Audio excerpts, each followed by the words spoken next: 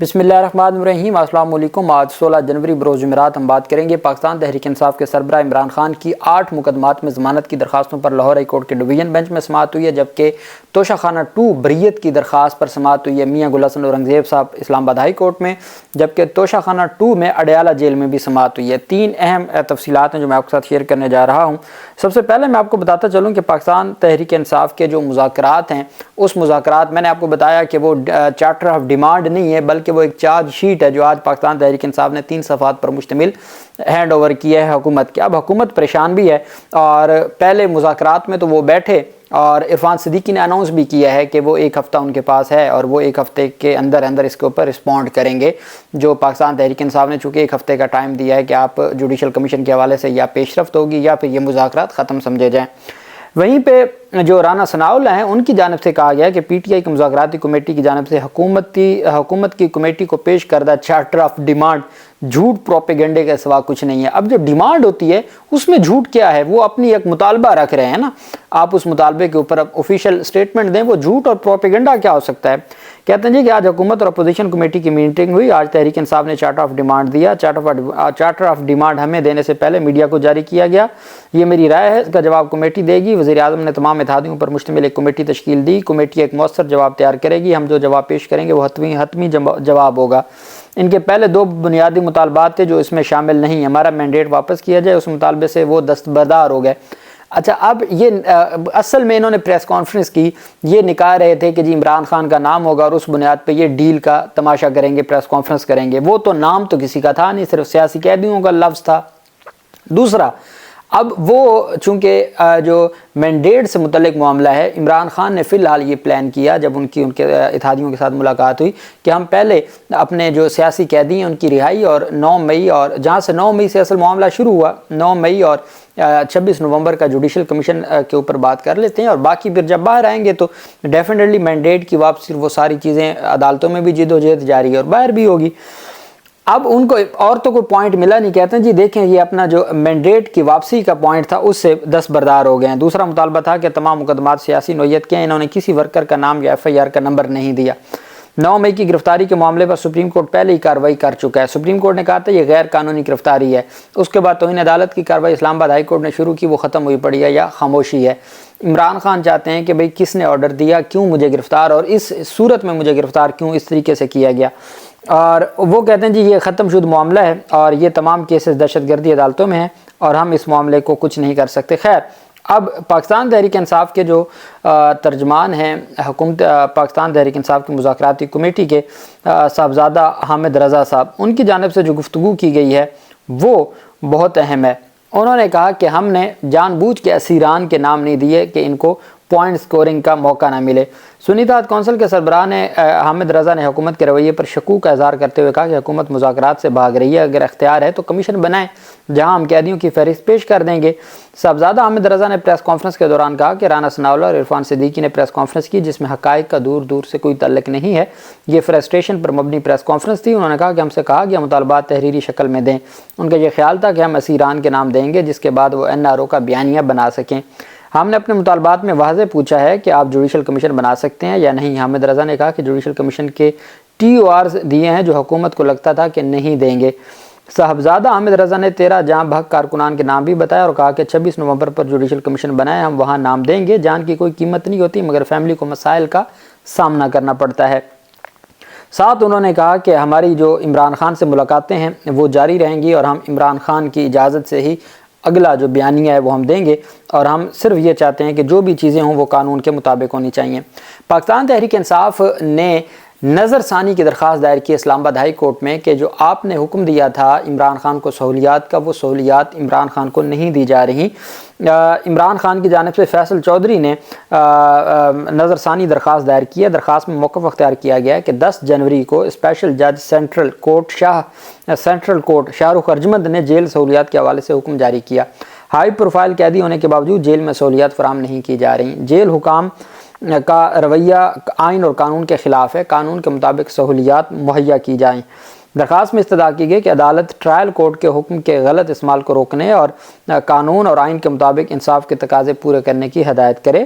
درخواست گزار کی بچوں کے ساتھ ہفتہ وار کا فون کال یقینی بنانے کی ہدایت کی جائے۔ کتابوں اور روزمرہ کے اخبارات بشمول ایکسپریس، ٹرائبون سمیت دوسرے انگریزی اخبار پڑھنے کے لیے فراہم کیے جائیں۔ پریزن ایکٹ اور پاکستان جیل رولز 1978 کے تحت درخواست گزار کے استحقاق کے مطابق فیملی اور وکلا کے ساتھ ہفتہ وار طے شدہ ملاقاتوں کو یقینی بنانے کی ہدایت کی جائے اور رکاوٹیں کھڑی نہ کی جائیں۔ آج عمران خان نے ایک اور بات کی ہے اپنے صحافیوں کے ساتھ اپنی گفتگو میں کہ ہو سکتا ہے میرے پاس ایک ایسا میجک ہے کہ مجھے پہلے ہی پتہ چل جاتا ہے، ہو سکتا ہے کہ اب ہماری یہاں ملاقاتیں ختم ہونے والی ہیں۔ اب پتہ نہیں عمران خان نے کس وجہ سے یہ بات کی ہے کہ کوئی اور زیادہ پابندیاں لگ رہی ہیں، یا جو ملٹری حراست کی بات کی جا رہی ہے وہ ہے، یا بنی گالہ میں عمران خان کو بند کرنے کا معاملہ ہے، لیکن یہ انہوں نے ضرور کہا ہے کہ مجھے لگتا ہے آپ کے ساتھ ملاقاتیں میری ختم ہونے والی ہیں، یہ میڈیا سے بات کی ہے۔ اچھا جی، دوسری طرف جو ایک بڑی پیش رفت سامنے آئی وہ پاکستان تحریک انصاف کے وکلا کی جانب سے آج اہم سماعت ہوئی۔ آج فوجی افسران کو بلایا گیا تھا عمران خان کے خلاف بطور گواہ۔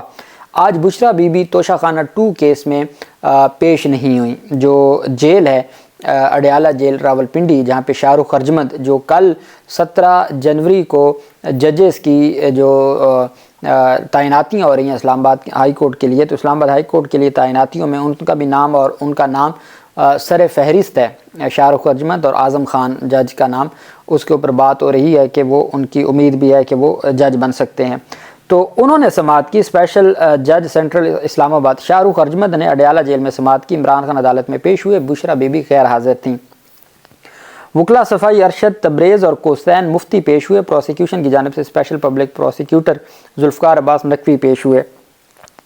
وکلا صفائی نے ڈیفنس جو کونسل ہیں مینز کے عمران خان کے جو وکیل ہیں، انہوں نے گواہ طلت پر جرح مکمل کی۔ عدالت نے آئندہ سماعت پر مزید 2 گواہوں کو طلب کیا ہے اور سماعت 20 جنوری تک ملتوی کی گئی ہے۔ مقدمے میں اب تک 7 گواہان کی شہادت قلم بند ہو چکی ہے اور 5 گواہان پہ جرح ہو چکی ہے۔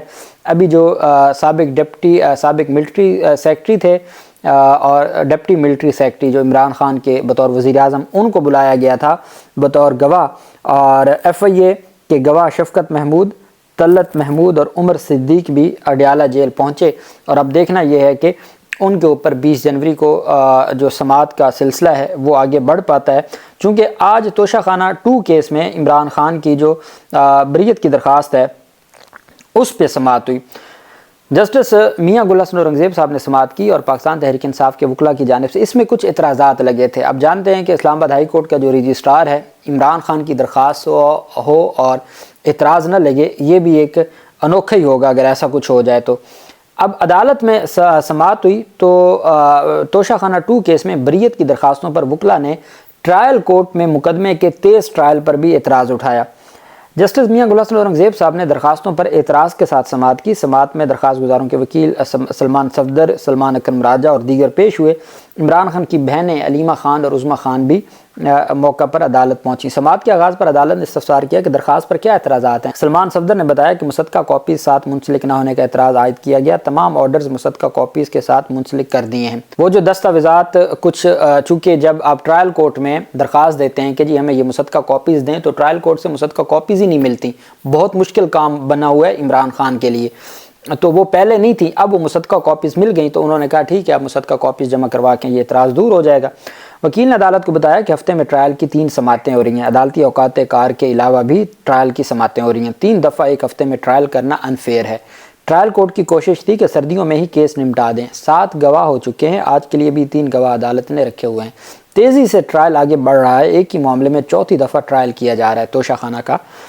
جسٹس میاں گل حسن اورنگزیب نے بشرا بی بی کی درخواست پر میاں گل حسن اورنگزیب نے کہا کہ بشرا بی بی کے درخواست پر دستخط موجود نہیں ہے، وہ کروا لیں۔ اب کیا چاہتے ہیں کہ عدالت ٹرائل کورٹ کو آرڈر کرے کہ تیز ٹرائل نہ کریں؟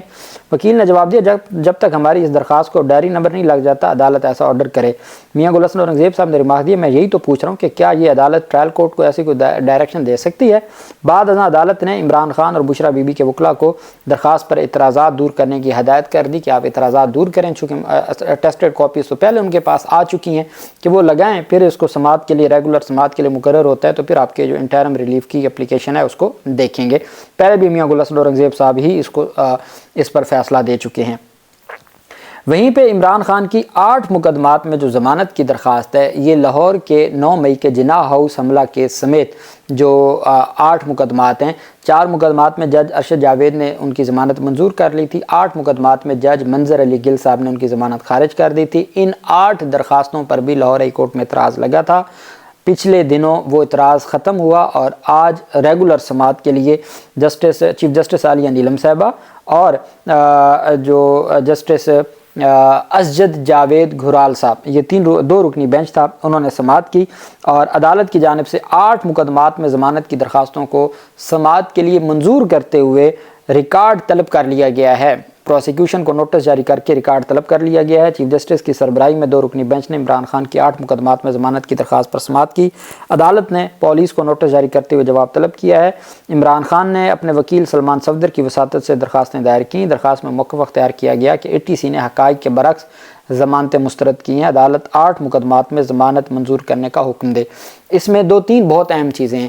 ایک تو سلمان صفدر صاحب اس میں یہ عدالت کے سامنے پروف کرنا چاہتے ہیں کہ دیکھیں جی ہمیں سیاسی انتقام کا نشانہ بنایا جا رہا ہے۔ اس میں وہ عدت نکاح کیس کا فیصلہ لگانا چاہتے ہیں جو اپیل میں وہ سزا کالعدم ہوئی تھی، اس کا فیصلہ لگانا چاہتے ہیں۔ ساتھ جو لاہور ہائی کورٹ کی ڈویژن بینچ نے 8 مقدمات میں 10 روزہ جسمانی ریمانڈ مسترد کیا تھا، انہی 8-10 مقدمات میں وہ فیصلہ ساتھ لگایا ہے۔ ساتھ جو جج ارشد جاوید نے 4 مقدمات میں ضمانت ان کی منظور کی اور انہوں نے تمام چیزیں لکھیں، وہ ساتھ لگایا ہے۔ ساتھ عمران خان کی 7 مقدمات میں عبوری ضمانتیں منظور ہو چکی ہیں۔ 9 مئی کے 7 مقدمات میں پہلے ہی عبوری ضمانتیں منظور ہو چکی تھیں، ان کے بھی فیصلے ساتھ لگائے۔